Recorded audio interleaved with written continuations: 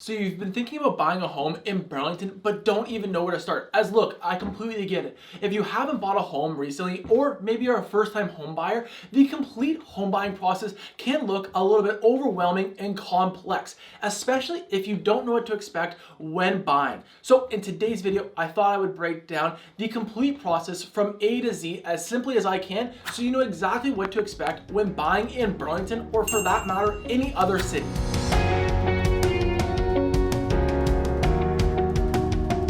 Alright, so let's just jump on into it with the very first step, and that is just preparing to purchase your home. And there's two things you need to prepare for. One is just better understand your needs and wants. So think about the commute time, what type of lifestyle, how many beds, how many baths you want this new home to bring. Because at the end of the day, you're buying a home to increase your lifestyle. Then the second thing you need to start doing is, of course, getting prepared financially, making sure you have enough for the deposit and your credit scores are solid. So the minimum down payment you would need to buy a home in Canada is 5%. But as you can see, as the purchase price increases, so does the down payment. And if you are a first-time home buyer, there's a bunch of different incentive plans giving you more access for the deposit, money for the down payment, as well as just tax rebates. So if you're interested in learning more, just drop a comment or send me a message and I'll happily explain more. So then the second step is to find the right realtor for you. So start reaching out to a bunch of realtors that you think might be best and ask them a variety of questions, from communication styles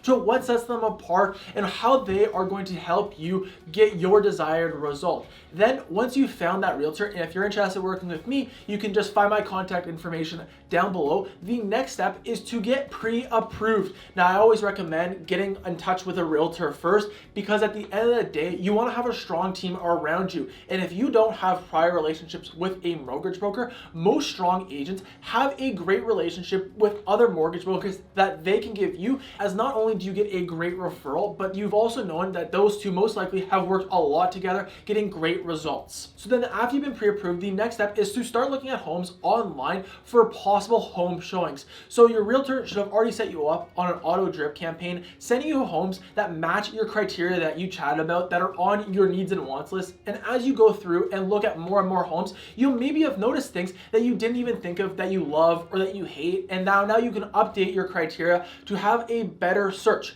So once you found a few homes that you like and want to go see, book a few home showings for your realtor. Now make sure you're pre-approved before ever stepping foot into a home, and make sure when you're going on these home showings that you're focusing not on the cosmetic details, as at the end of the day, there's not going to be one perfect home that matches your style, as everyone's unique. But two, these are the cheapest and easiest fixes in a home. Instead, you should be looking at major details like the structurals, like the roofing, the foundation, the windows, and things you can't change like the location in the neighborhood. So once you found a home that you like, the next step, of course, is to put an offer in. And there's really 5 main negotiation areas when buying a home. Of course, so the first one that everyone knows, of course, is just the purchase price, which is the total amount of money being bought for the home. The next is the deposit, and typically in Burlington, that's around 5% of the purchase price, and this is showing that you have good faith in completing the transaction as the buyer. Then the third type is conditions. So maybe you have a condition of a home inspection,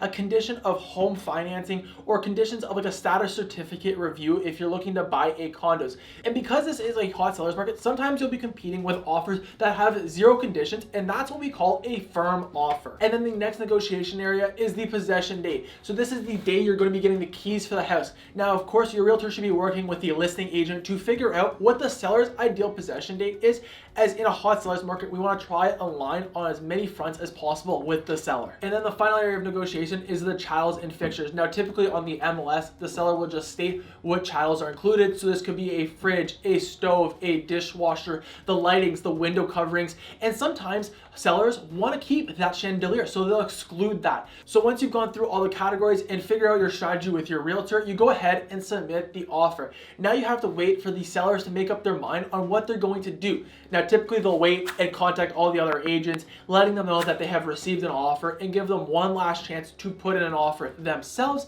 So then after submitting the offer, the seller has 3 options. They can first decline the offer and just want to keep the home on the market longer.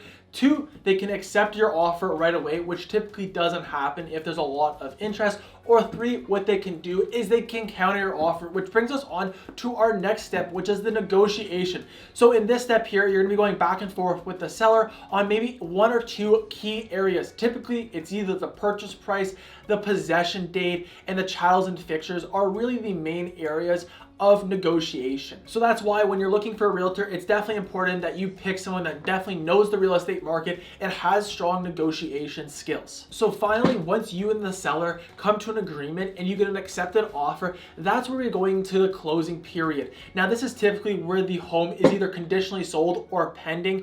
And this is because if you had a home inspection during the time when you've got that accepted offer to your possession date, you'll have a window in there where you can go in and get that home inspected, or maybe get that financing condition and make sure all the conditions are clear. Now, if your offer's firm, of course, you're not gonna have any conditions, but you'll have your lawyer look for a title search 2 weeks out before the closing day. And typically in most buyer contracts, you're gonna have 2 walkthroughs before the home closes, each of about an hour length, where you can walk through, do some measurements, maybe bring someone else in to also see the home and make sure no scratches or scuffs on the floor have happened since the last time you've seen it. And that moves us on to the final step, which is the possession date. So typically on this day here, your lawyer and the seller's lawyers will be working together to close this deal. And once the deal has been closed, everyone will be notified. Your lawyer will hand over the keys to you, and officially you're the new homeowners. Now it's time to get the hard work going of getting all those boxes unloaded into your brand new home and getting that house